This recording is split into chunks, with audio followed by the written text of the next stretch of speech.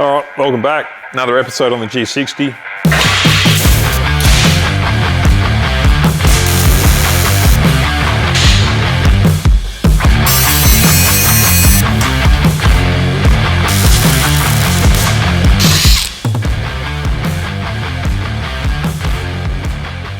All right, guys, before we get into this week's episode, I would love it if you just hit that subscribe button. And what the hell, notification bell. That way you'll get the video first. Let's get into it.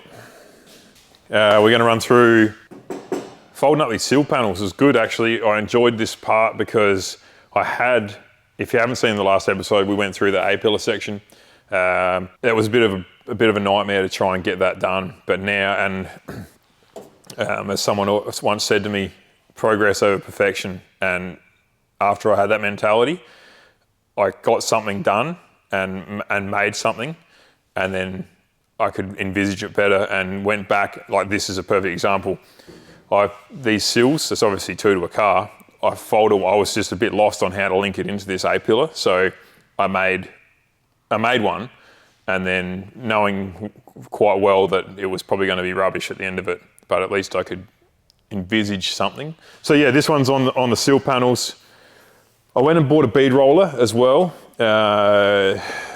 which is good because I will use that a fair bit in this build. First thing I guess we had to decide was, and I folded up some template or some trial runs, is what sort of sill do I want? Do I want an angle on the bottom of it, or do I want it square, keeping in mind the era of the car, and also keeping in mind the proportions too. Like, if you stand back and look at this, I've obviously chosen the one with the angle. If you stand back and look at it from here, which is 1.5 meters away, you can't actually see this angle because you're looking down on it. So if it was to be this one here, that could easily change the whole proportion of the vehicle, for better or worse. We'll wait and see. So went with the angled one. I still think that was a good move. I needed to have this step in it. Because the flange of the door, the main guts of the door here is, but the actual skin of the door is flush in line with this, with a step. Similar to the A-pillar, it has that same sort of setup there. So the first thing I needed to do, and I used this to work it out, a template basically to see if it was possible. I needed to bead roll this step.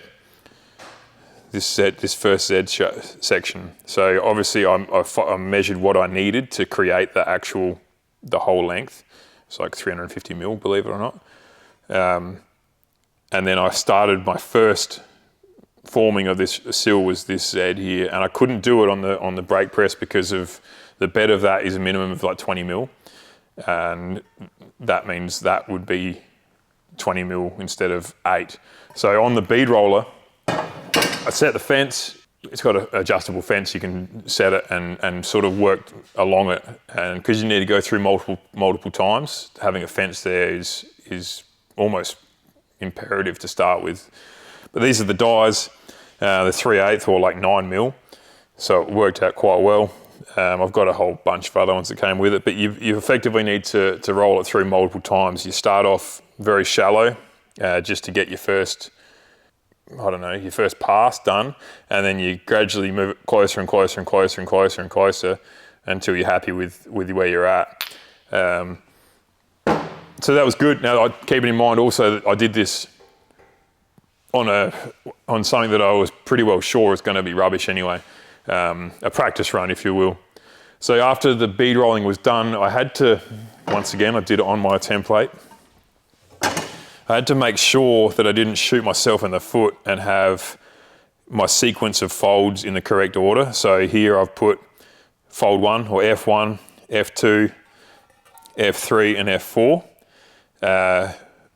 You can stuff yourself over and fold the wrong one, which makes it impossible to fold the next one. So you're much better off just using the scrap piece, whether it be 50 mil or 300 or whatever, rather than wasting, whatever piece you are using, whether it be better material, more expensive material, or just a longer piece of material you don't want to waste.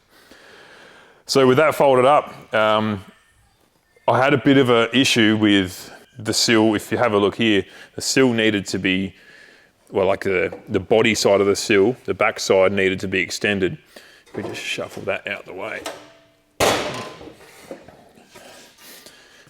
So that is effectively where it sits, finished product. Now, there's obviously nothing there to fix the top side of the sill. So instead of pulling this off, I've extended it. I just made a simple lap flange, once again with the bead roll on the fence, which looked bloody super professional if I don't say myself.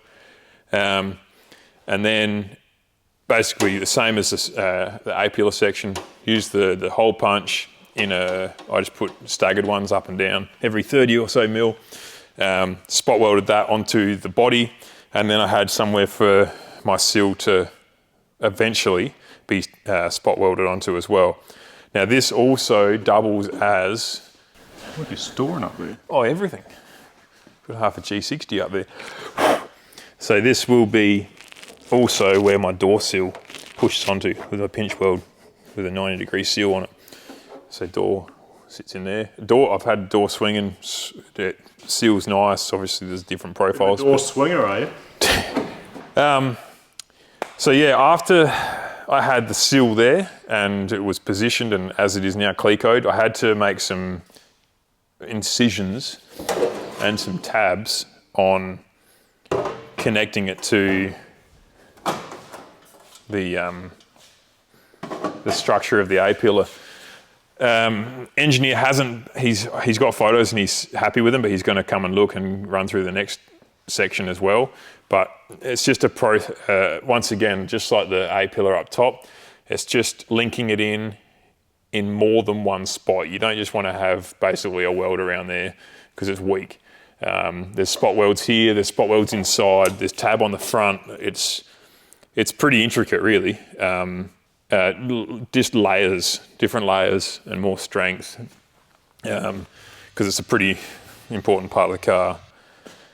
Also, I don't want to have, after I've epoxied everything and I'm starting to weld it all together, I don't want to have I have to do long runs of welds, because with that, you're going to get your epoxy coating burning off inside where you can't get back to, and burnt off and raw metal is going to contribute to rust down the track. So rust protection's on the top of my mind as well with this whole thing.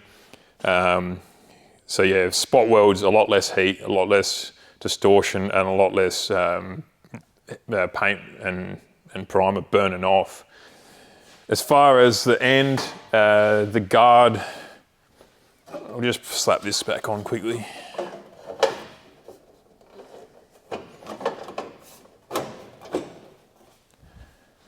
Oh, we'll come around this side, Mark, this one's already on.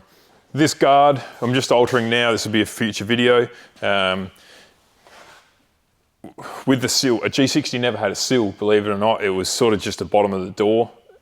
So this panel needs to drop down to here yet, but I'll actually alter this panel so that continues down on that angle and runs into the bottom. So I've put an end cap in into the end. Once again, it's spot welded, all down the side, slid in, and then I've tigged that. The reason I could still run that long TIG or that long weld is because I could still epoxy behind it. Like I can pull this off and it's all epoxy. So the end cap's all good, or the front of the sill's all good. The back is still to be confirmed. This is still all,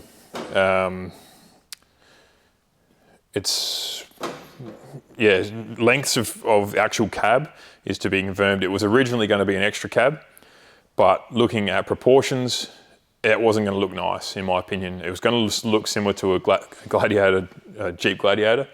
Very long, out of proportion with the cab, not a fan. So this is still to be confirmed. It will be bigger than a standard ute, purely for comfort.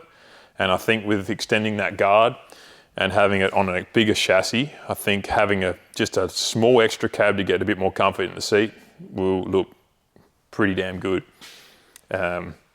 Also with a bit of height from a sill, up and down proportions should be pretty sweet too.